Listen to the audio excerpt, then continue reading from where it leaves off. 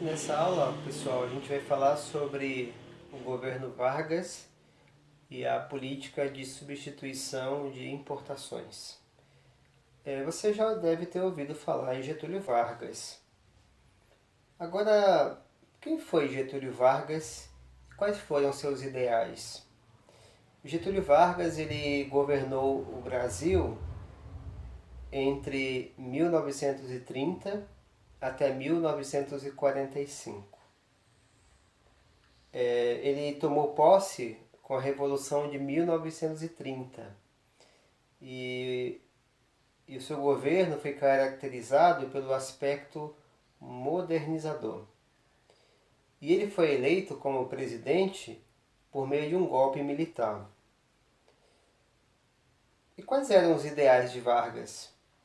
Ele acreditava que o governo, que o Estado, devia intervir Por favor, tente para novamente. promover o desenvolvimento e crescimento econômico de um país. E essa preocupação veio com a crise de 1929, que a princípio causou profundos prejuízos financeiros à economia mundial e também no Brasil não seria diferente.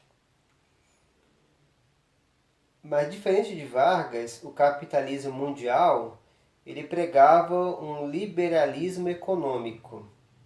Você já deve ter ouvido falar nessa expressão liberalismo econômico.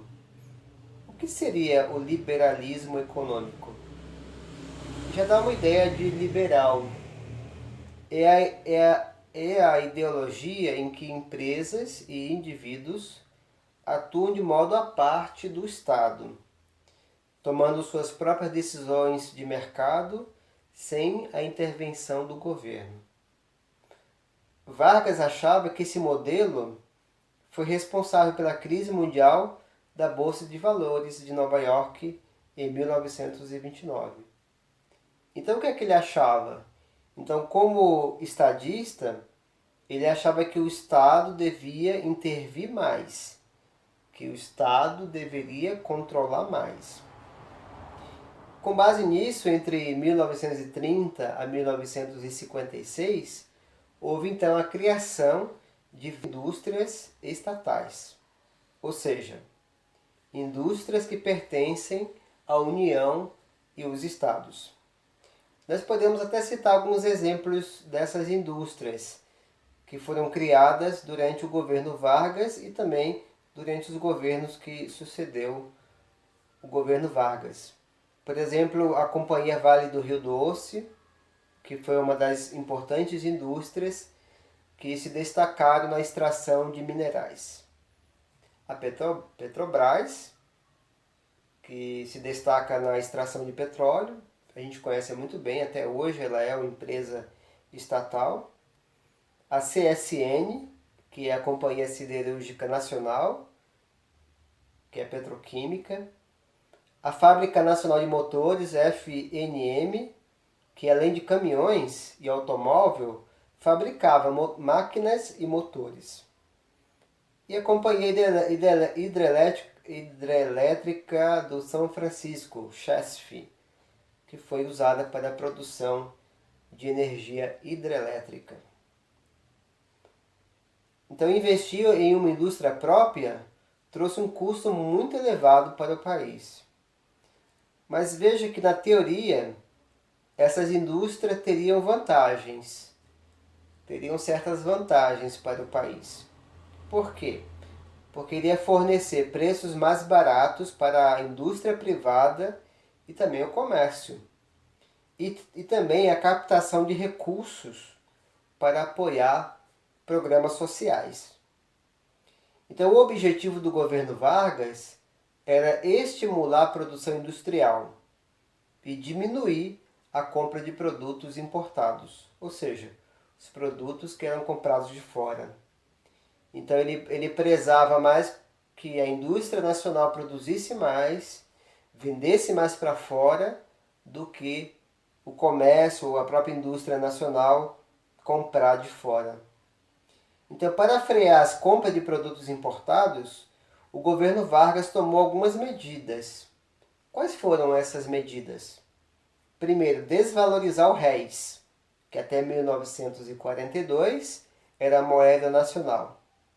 E mais tarde, por um bom tempo, ela se tornou o cruzeiro. Agora, por que essa medida inibia a compra de produtos importados? Porque o dólar muito caro tornava os produtos importados muito caros. Então, por isso que o comércio, a própria indústria nacional buscavam, então, produtos encontrados aqui. Uma segunda medida, leis e tributos que restringiam e às vezes até proibiam compras de produtos importados, de bens e consumos. Então, esse era o projeto do governo Vargas, falando-se em termos econômicos. Agora, que outras coisas o governo Vargas fez? Por exemplo, em 1934, houve ali a Constituição do Brasil. Então, Getúlio Vargas ele promulgou uma nova Constituição. E esta nova Constituição ela regulou algumas leis que nós conhecemos até hoje, como, por exemplo, as relações de trabalho, como ele criou o salário mínimo, as férias anuais, o descanso semanal remunerado. Então, essa atitude garantiu o apoio da classe trabalhadora e das elites agrária e industrial. 4 anos depois, no ano de 1937, houve uma nova Constituição. Então, com base no apoio popular que Vargas tinha, ele conseguiu aprovar uma nova Constituição, que o manteve no poder como ditador até o fim da Segunda Guerra, em 1945. E como é que ficou conhecido esse período? Ficou conhecido como o Estado Novo. Então, toda vez que você ouvir falar de o Estado Novo, então você deve se remeter a Getúlio Vargas. Agora, qual foi o resultado da intervenção do Estado durante a era Vargas? Foi positiva essa intervenção? Sim. Possibilitou um forte crescimento na produção industrial, com exceção do período, claro, da Segunda Guerra Mundial, que todo mundo foi afetado.